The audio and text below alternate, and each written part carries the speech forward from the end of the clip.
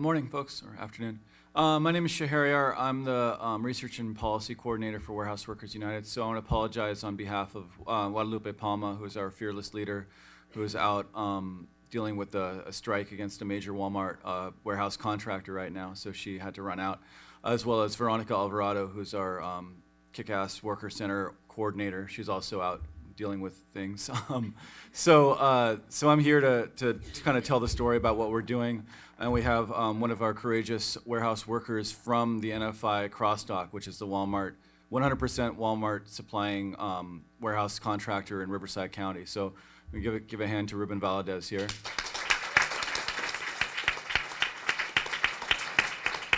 So I'll give a little bit of quick context, and then Ruben will tell a little bit about what the conditions are really like inside of the Crossdock, which is a facility that I know this session is about immigrant workers, but the facility has a mix of immigrants and native-born workers, and it's a real testament to how the conditions are declining in this industry as well as a lot of other industries. So our campaign started about 3.5 years ago. The goal we were given was to really figure out this new industry. This industry that is a real hybrid of the old school underground economy with really bad conditions on the ground with immigrant workers, but also an industry that is controlled by the biggest companies in the world. So we have 3 layers of responsibility that we're looking at, and that's really the biggest complication. We're trying to learn as much as we can. We've learned a huge amount from a lot of the people in the room from following the stories, looking at other industries that have dealt with subcontracting. But the fact is, we've got a staffing agency on the bottom. Some are bottom feeders, some are billion-dollar global corporations. Next level, and that's the legal employer of the workers. Sometimes there's multiple staffing agencies inside. And those workers are working for minimum wage, working with really dangerous conditions, and they're also in situations where if they speak up, if they complain about health and safety conditions, they're dismissed. They're not just dismissed, they're just told, don't come back tomorrow. It's a very easy way to keep a system of fear and retaliation in a workplace. So those staffing agencies operate inside of these warehouses, these distribution centers that employ, that have hundreds of employees inside, that move billions of dollars of goods through this region every year, and that are run by generally giant trucking companies, giant logistics companies. Again, global corporations like Schneider National, NFI, companies that are, that have billions of dollars in assets in their own right.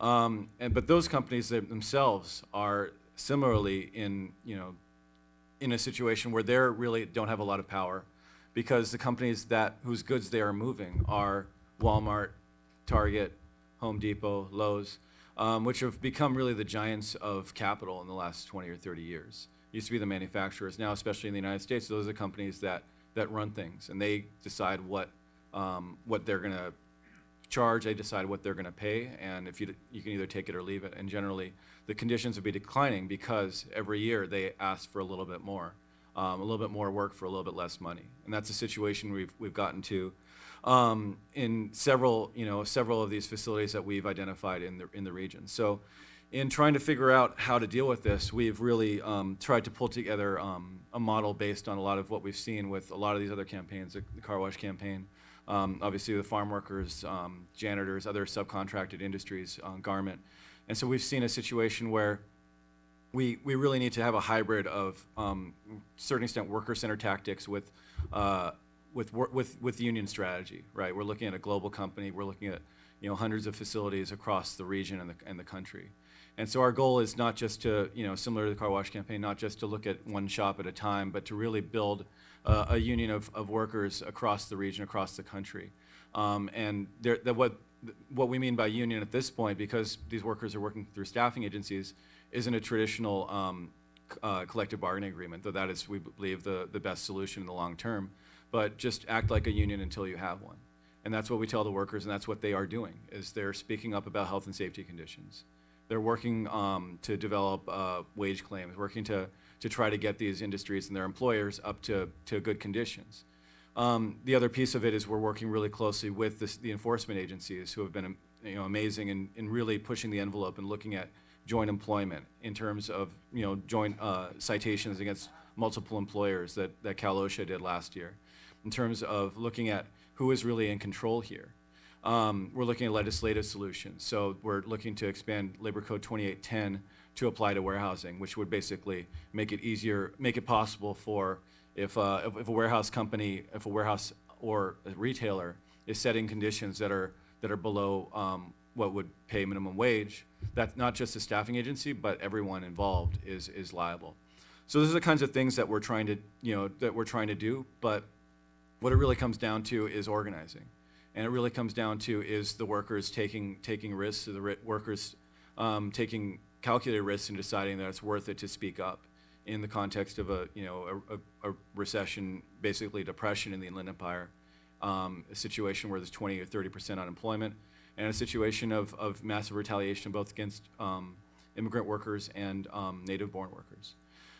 So that's what we're up against. And so Ruben's going to talk a little bit about the conditions he's dealt with. He's been working at the cross dock. He's been on strike. He just marched 50 miles from Ontario.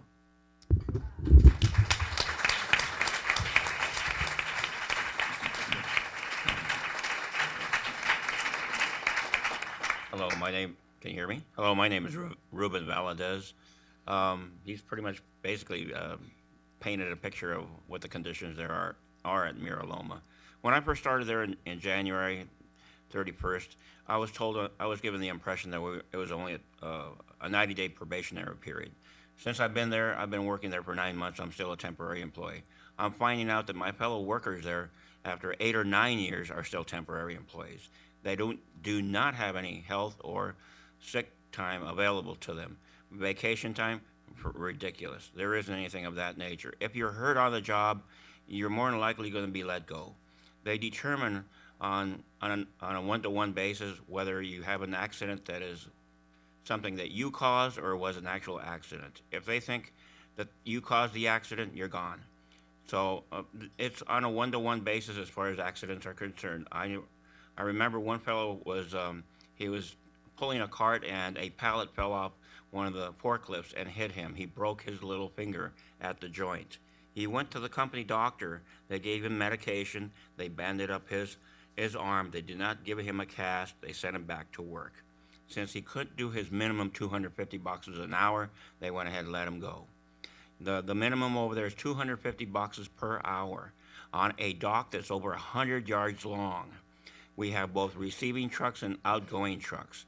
A truck located on one part of the dock, and you have a scan gun that tells you where to load the truck.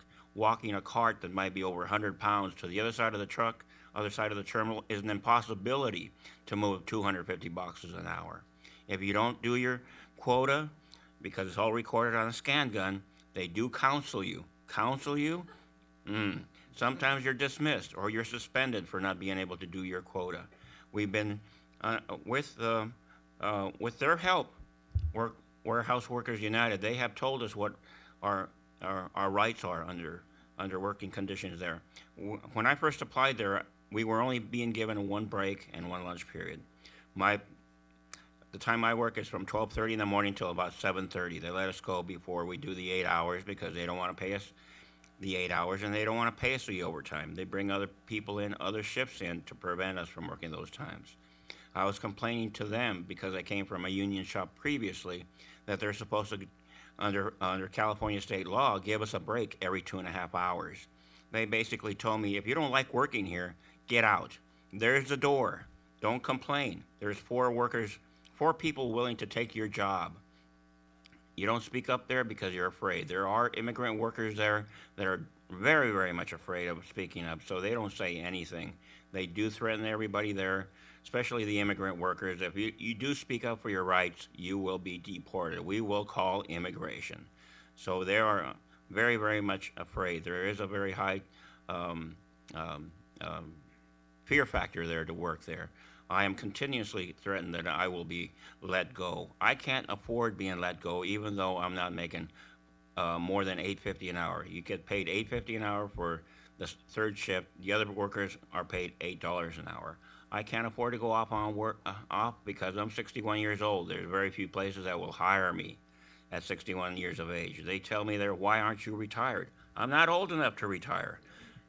So That's why I'm there. I'm very desperate for the work. Unfortunately, I've been limited in my time there as far as working there. When I first started, I was working for 30 to 36 hours a week for the first 2 weeks.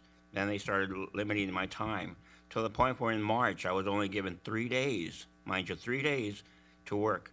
I, who can pay your rent with 3 days of work for the entire month? I then was evicted from my apartment back in June.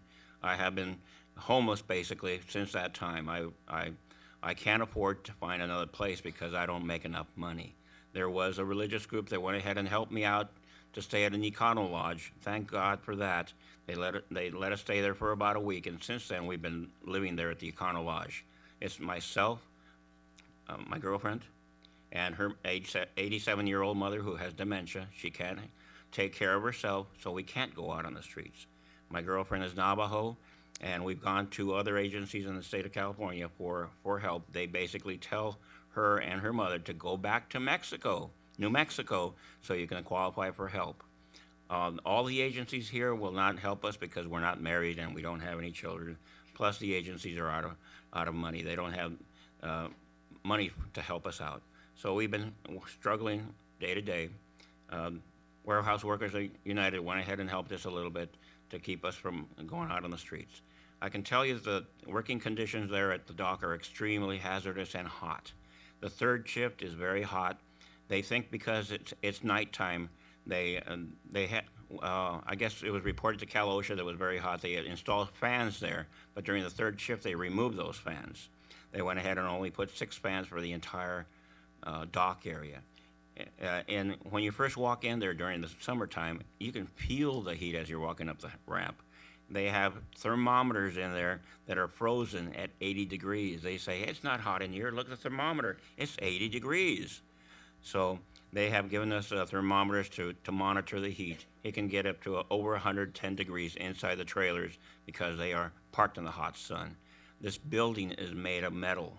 It's wide open, but the trailers are preventing any kind of air circulation in that on that dock.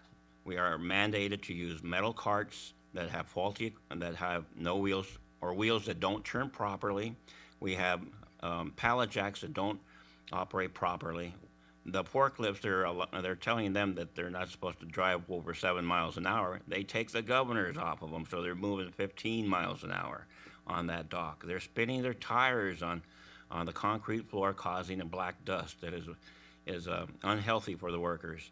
When I was there, they only gave us 1 water container for our shift. We have 60 employees, only 1 cooler for that shift. We would run out of water. They would refill it up with just basically water out of the tap, no ice. I'm out of time. There's more. As they have come in and educated us on things that we need to stand up for. We now have 2 water containers, but one of the water containers was full of dirt and stuff, so it was dirty water that they gave us. They don't even have the courtesy to give us clean water there, or even a cool area to cool down in.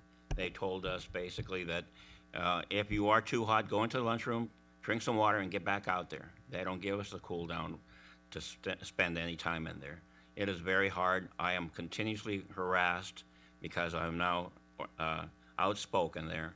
The first day I wore this shirt, I was only allowed to work 4 hours. I was told to go home. So it's very difficult there. The harassment rate is very high. It is very hard to work there. Thank you very much.